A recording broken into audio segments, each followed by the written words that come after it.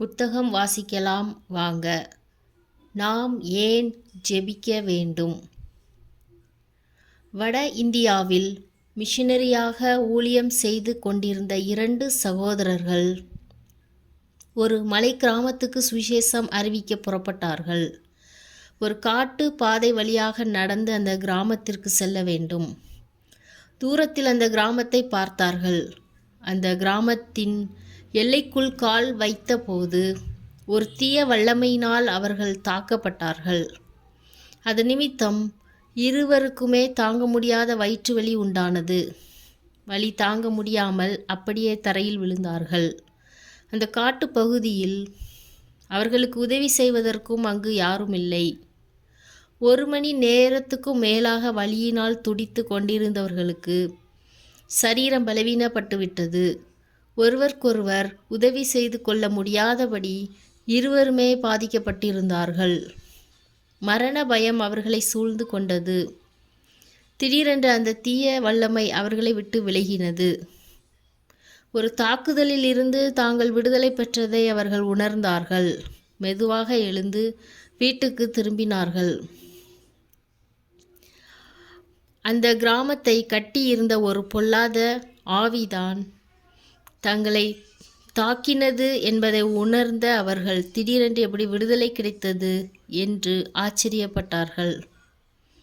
சில நாட்கள் கழித்து தமிழ்நாட்டில் தங்களுக்காக ஜெபிக்கிற ஜெபக்குழுவை அவர்கள் சந்திக்க வந்தபோது அந்த ஜெபக்குழுவில் உள்ள ஒரு தாயார் அவர்களை பார்த்து, இந்த குறிப்பிட்ட நாளில் குறிப்பிட்ட நேரத்தில் உங்களுக்கு என்ன நடந்தது என்று கேட்டார்கள்.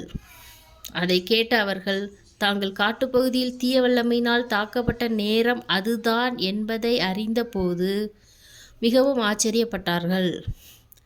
அப்பொழுது அந்த தாயார் நடந்த காரியத்தை இப்படியாக சொன்னார்கள். நான் அந்த குறிப்பிட்ட நாள் காலை வேளையில் வேலைக்கு சென்று கொண்டிருந்த போது திடீரென்று பரிசுத்த ஆவியானவர், நீ வீட்டுக்கு திரும்பி போய் ஜெபம் பண்ணு என்று என்னிடத்தில் சொன்னார்.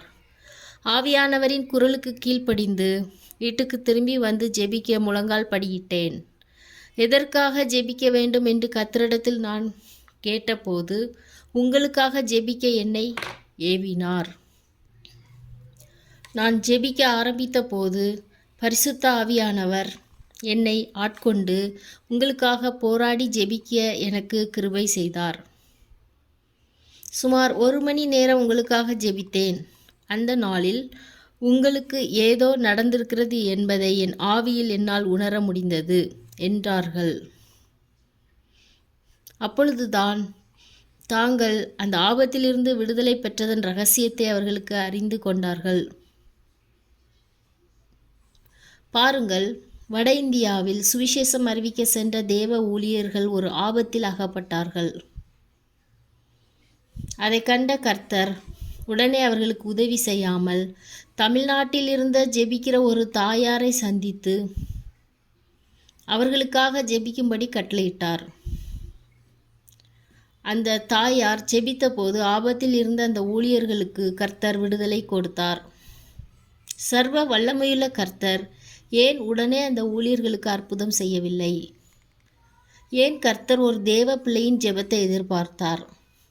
இன்றைக்கும் மக்களுடைய ரட்சிப்புக்காக, ஊழியர்களுக்காக, அரசாங்கத்திற்காக நாம் ஜெபிக்க வேண்டும் என்று ஏன் கட்டளையிட்டிருக்கிறார்? 1 தீமோத்தேயு புஸ்தகம் 2 வசனங்கள் 1 முதல் 3 வரை. கர்த்தர் சர்வ வல்லமை உள்ளவர் தானே. எல்லாரையும் அவர் ரட்சித்து விடலாமே. அரசாங்கத்தையே மாற்றி விடலாமே. ஏன் நம் ஜெபத்தை எதிர்பார்த்து நிற்கிறார்? நாம் ஜெபிக்காமல் அவரால் காரியங்களை செய்ய முடியாதா? ஆம், உண்மைதான். நாம்